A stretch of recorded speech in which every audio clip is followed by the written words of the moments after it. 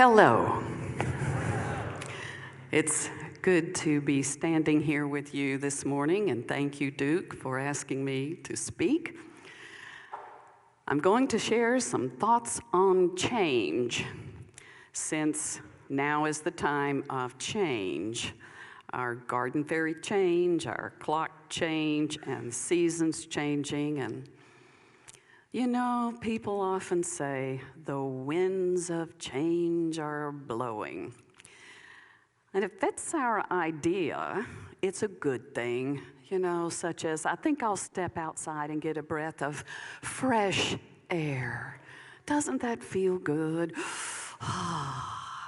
And then comes the hurricane force winds that knock you to your knees. Those winds that you have an inkling intuitively that the winds might be shifting, things may be occurring, but you're unprepared for the force of the wind. I am reminded that Jesus compared the Holy Spirit to the wind. He said, the wind goes wherever it wishes, and you can feel it, but you don't know where it comes from, and you don't know where it goes. And so it is with everyone who is born of the Spirit. Okay, that means the Holy Spirit's going to have its way with me. And I can either cooperate or I cannot. And incidentally, we're all born of the Spirit. No one is spiritless, because that is the very life of us. That's what breathes us. That's what truly teaches us from the inside out. And there's one Holy Spirit, and it flows through all of us all of the time. And it will have its way with you. It will. As I said, if that's our idea of change, I think I'll have a new pair of shoes. Oh, I like that change. Oh, I think I'm going to put some blue color in my hair. I like that change. But other changes are forced upon us, it would seem, and we don't like those changes.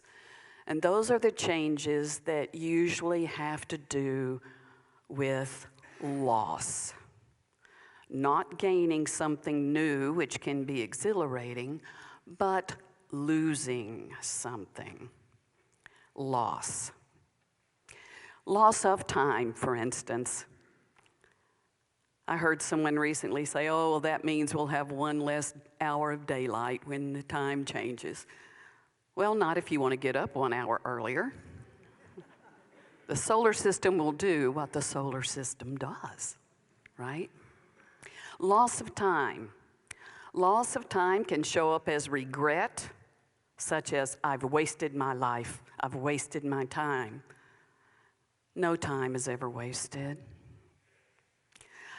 Aging is the appearance of the loss of time. Where did all the time go? All of these are things we tell ourselves, none of which are based in a spiritual truth. Because the truth is, there is no such thing as time.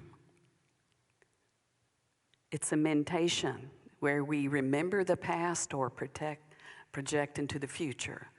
The only living moment is right now, and it's right where you are, and that is eternal.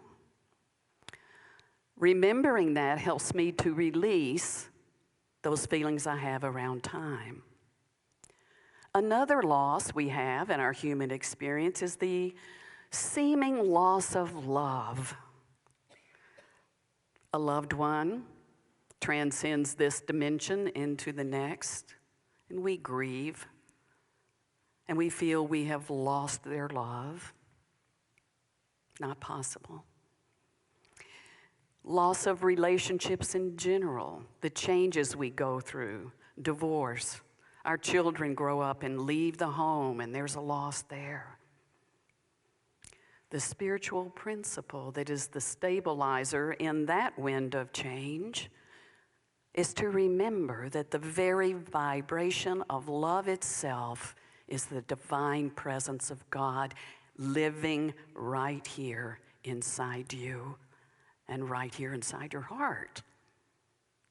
There is one love, and it flows through us all. And love is never lost.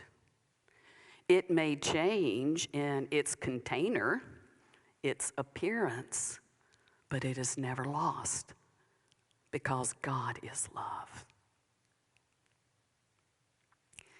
And then there's loss of purpose. Oh my, geez, perhaps I'm laid off and I've lost my job. Or perhaps I am retiring and I'm not clear about what's coming next and whether or not I'm even needed by anyone or needed by the world. It could be loss of purpose because you've been very successful in your project and it's come to a completion and now you have nothing to do. That loss of purpose can be daunting. It can be daunting. And so it helps to remember that we are here with one purpose, and that is to be the presence of God expressing in human form. Every single one of us is that. Our purpose is to center ourselves in the now moment, in the heart, and to be responsive to that purpose. And then there's loss of ability. Well, what if I'm having a health challenge? What if I've lost all my resources? Incidentally, 100 years ago, just a few days ago, the stock market crashed. And on Black Tuesday, October 29th, $140 billion worth of savings was lost. And most citizens were thrown into absolute chaos and despair. When we are challenged with the loss of ability of any kind, it is imperative, in my opinion, that we be still and dive deep and listen. Listen, listen, listen. Because this inner voice, the Holy Spirit, the wind that will have its way with you, will whisper to you what it is you need to do. And I have long learned as a child, where God guides, God provides. And that's something you can bank on. That is something you can bank on. And perhaps the most frightening of all losses we can experience is the loss of identity. Unconsciously, we have this picture of who we are based on where we live, who we're married to, what we do, all the things we identify with. And if they should fall away, who am I? Who am I? I am the presence of God in human form. And so are you. And that's nothing to be afraid of. There's nothing you have to do other than align with these spiritual truths. And your way will be made known. So how do we really get there? How do we really get there? Well, I love this time of year, not because I like cold weather, because I'm a beach tree kind of girl. You know, I like a palm tree and ocean and sun. But I like this time of year because I see it as a transition period into a renewed life. A renewed life. So let's just say, how long does it take to have a new life? Let's just say 9 months. 9 months makes sense, doesn't it? We just came through Halloween, right? It all starts when the winds of change are blowing as the seasons turn. Halloween marks for me the time to face my demons, to face my fears, right? Face them and see them for the illusion that they are. Once I face my fears, then I can take inventory of the blessings I have, the harvest, right? The harvest. What are all the good things in my life that I have right here, right now? And then give thanks. Give thanks at Thanksgiving. This gratitude opens the way for the star of hope to appear in the heavens and to lead you to a new sense of self, the birthing of the sense of self.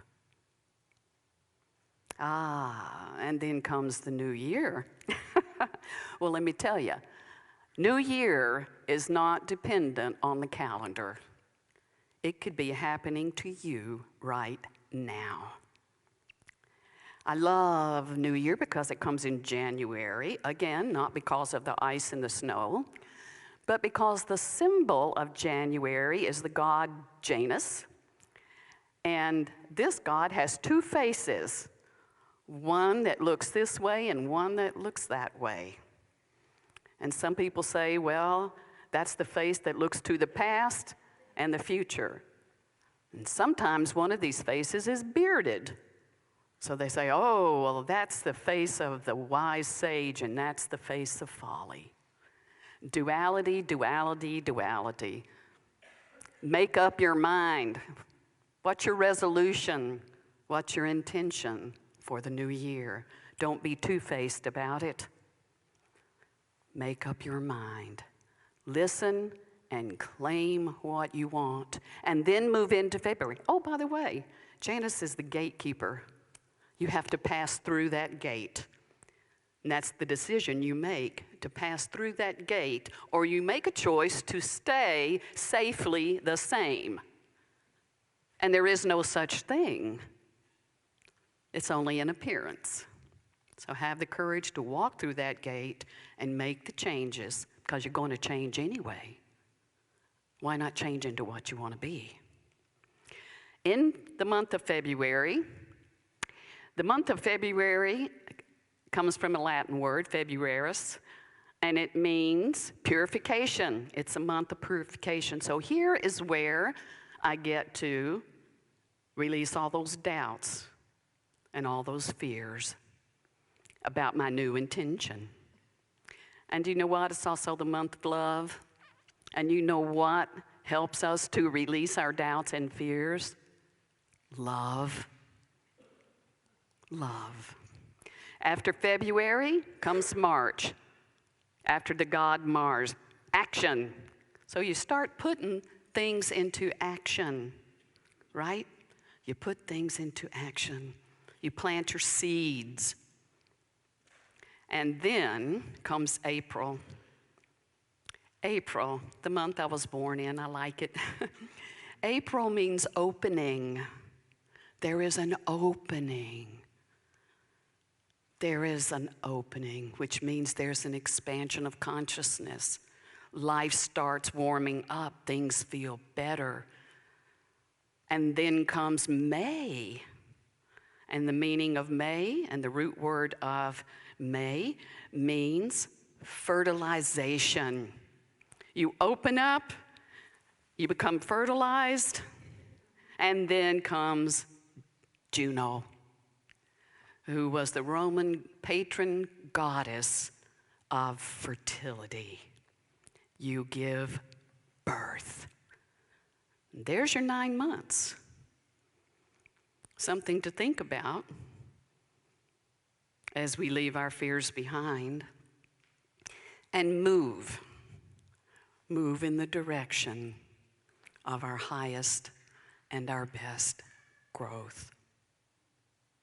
When in doubt, be still and know the presence within you has got your back, has got your front, has got your side. It's the very ground where you stand. And you cannot fail. You cannot fail, for you are the beauty, the grace, the wisdom, the very life of God in expression. And so is everyone else. I think that's it. God bless. Thank you.